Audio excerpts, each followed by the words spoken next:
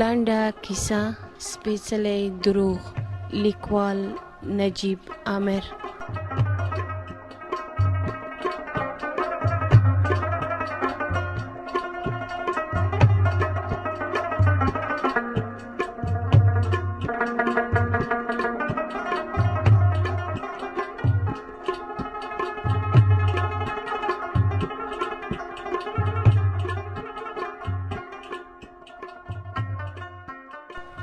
ګلمرجان د خبرلیک ورځپاڼې د خبریالانو په شعبه کې د یوه اوږده میز تر شا په چوکۍ ناست و او د نن ورځې اخبارونه یې له سترګو تېرول.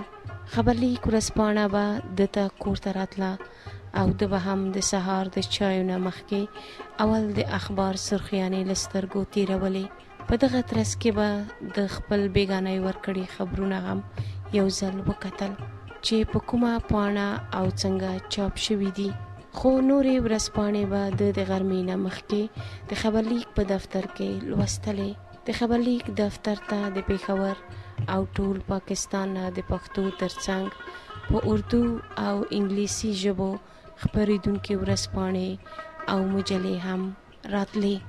نن هم په 10 بجو د ورځپاڼې ټول خبریالانو خپلې دندې په نښه کړې او له جلسې وروسته یو په یو د خبرونو په راټولولو پسې ووتل. ګلمرجان د خبریالانو د شعبې مشر و. کله چې ټول خبریالان په خبرونو پسې خواره شول، ده به هم د ورځپاڼو ګېډۍ مخې ته خپره کړه او د خپلې ورځپاڼې خبرونه به یې له نورو سره پرتله کړل او بیا به یې وسنجول چې څوک څومره په اوبو کې دی.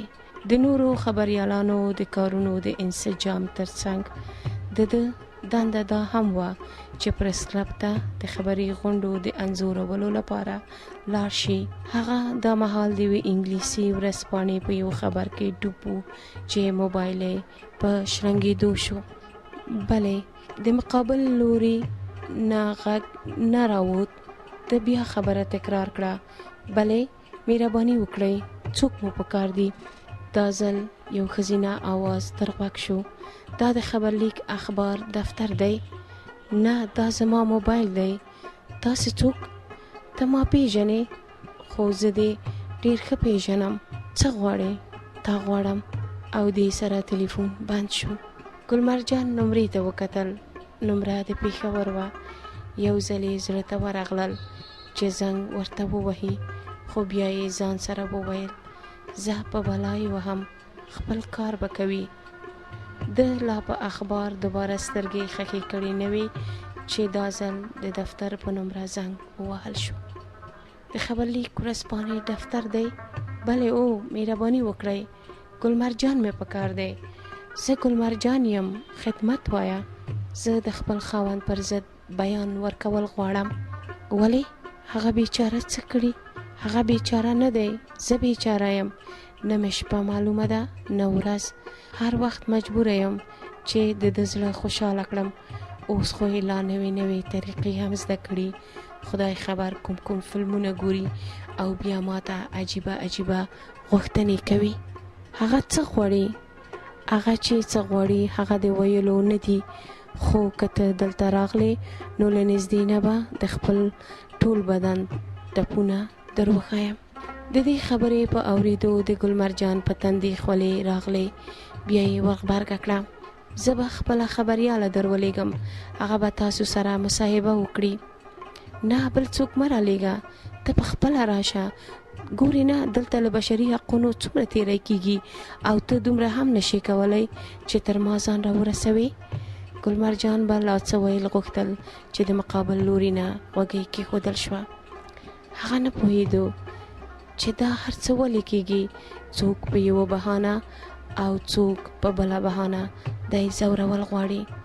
په زړه کې یې وویل: که دا ځل د چا ښځینه تلیفون راغلو نو ښه به پرې زړه سپک کړم. په همدې وخت کې موبایل یو ځل بیا روښانه شو. د بلې خوا نه د ښځو د غږ خبریاله سمیرا وه. دا هم د نورو په څېر وه. وخت او بې وخته به د ګلمرجان غوږونه خوړل. هغې په نزړه ورسره سلام وکړ: مرجانه، څنګه یې؟ زه کراچۍ ته روانه یم. د تیارو د میدان نه در سره غږیږم. په ایدي خیریه دارالمان کې د افغان میرمنو په ژوند راپور جوړول غواړم، خو په پرواز کې 2 ساعته وخت شته. نه پوهیږم څه وکړم، ته راته څه ووایه. ګلمرجان په دې بهانه چې په یو خبري غونډه کې دی ترې ځان خلاص کړ. چې موبایل یې جیب کې کېښود نو له ځانه سره یې وویل: کنچنۍ، زه دې ډېره ښه پېژنم چې ته څه له کراچۍ ته روانه یې، بیا به چا در بس کړې یې او چې ځې نو ځه که نه، ما ته څه وایې؟ زه خو ستا دلال نه یم. په پرواز کې 2 ساعته وخت دی. په دې 2 ساعتو کې په کوم پیلوټ؟ مرجان ته ور یاد شول چې تېره ورځ هم سمیرې تلیفون کړی و چې د قومندان جانان په کور کې خبري غونډه ده، ته یې هم غوښتی یې. ده ته قومندان صاحب یو اونۍ مخکې د غونډې ویلي وو، خو دا مهال یې په هغې ښکاره نه کړه. وروسته یې د ځان سره تېره کړه چې د قومندان جانان خبري غونډه ده. نو هغه د زنګ وهي، ته د کوم باغ مله یې؟ همدا پېښور و، همدا ګلمرجان و.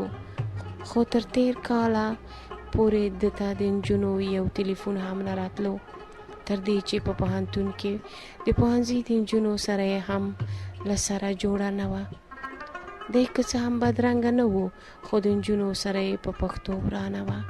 دی په خپلې پښتو مین او د صنف جینکۍ ټولې ښارۍ وې چې د پښتنو سره یې داسې ورانه وه لکه د ملا چې د شرابو سره ورانه وي. خو په دې تېر 1 کال کې د ګلمرجان په ژوند کې ډېر بدلونونه راغلل. درسونه یې بشپړ کړل، په ښه ورځپاڼه کې په ډېر ښه معاش په وظیفه وګمارل شو او مروارۍ سره یې ژوند شریک کړ. مروارۍ له ګلمرجان سره یو ځای د پوهنتون نه فارغه شوه، خو د ژورنالیزم پر ځای یې په ښکلو هنرونو کې د ماسترۍ ډګرۍ ترلاسه کړه. د پاکستانیانو ترمنځ په پېښور پوهنتون کې په دغه کال دا یوازینۍ افغانه جوړه وه چې درسونه یې بشپړ کړل. اوس د ډیفنس کالونۍ په هغه فلیټ کې چې مروارۍ او ګلمرجان 2 په 2 اوسېدل، هرې خواته سکون و، خوشحالۍ وې او مزې وې. مروارۍ د ښار په یو عصري ترین ګالرۍ کې د ډیزاینرۍ دنده پر مخ وړله او ګلمرجان د ښار د یو وتلي اخبار وتلی خبریال و. خو کله کله د دغه پر سکونه فلیټ سکون په موقتي ډول هغه مهال ګډوډ شو چې د ګلمرجان په نومره به کومې نجلۍ تلیفون وکړ. ګلمرجان بد سړی نه و او نه مرواري بې ځایه شکونه کول. دواړو یو بل سره د خپلو کورنیو بې خوښې بلکې د یو بل په خوښه واده کړی و او خلکو دوستانو هم د دوی جوړه ستایله. خو دلته کار تلیفونونو خراب کړی و. ګلمرجان یو خبریال و او نومره یې له ډېرو خلکو سره وه، آن له هغو خلکو سره هم چې د نه پیژندل. عجیبه عجیبه تلیفونونه به راتلل او د دوی د خوشحالیو ډک کورګي د ورانولو هڅې به یې کولې. ګلمرجان ایله ایله د سمیرې د تلیفون نه اوزګار شوی و چې د دفتر په نومره یې زنګ راغی. له بلې خوا نه مرواري وه چې د خپل دفتر نه یې زنګ وهلی و. څنګه یې زړګیه را یاد شوې؟ نو زنګ مې درته ووهه. څه دې کول؟ ښه یم قندې، خبرونه مې کتل، بس پریس کلب ته روان وم چې ستا زنګ راغی. مرواري ترېنه په شوخۍ پوښتنه وکړه، بیا خو به چا نه یې ځورولی؟ نجونو؟ نه قندې، نن شکر دی څوک څه نه وایي، د شیطان غوږونه دې کاڼه وي. بیا دواړو خدای پاماني وکړه.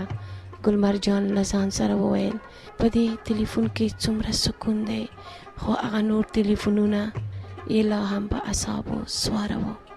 عجیبه خلک دي، عجیبه غوښتنې لري، نه شرم نه حیا، بس چې څه یې خولې ته راغلل هغه وایي. زما خاوند ما سره نه سملي، غم مې وخورئ. زه د خاوند سره د څملاستو نه تنګه یم، زما له حق نه تیری کېږي. ښځینه خبریاله مه رالیږه، په خپله راشه. څه غواړې؟ دا غواړم، ما په مینه واده کړی، ښځه لرم. که اتیا ښځې ولرې زه د یو اتیایمه یمه. کراچۍ ته په پرواز کې 2 ساعته شته. ته مشوره راکړه زه څه وکړم. قومندان جانان خبري غونډې ته غوښتی یې. زه یوه نرسه یم او چې د شپې نوکري واله یم نو هر نارینه ډاکټر ما خپله حق حلاله ښځه ګڼي.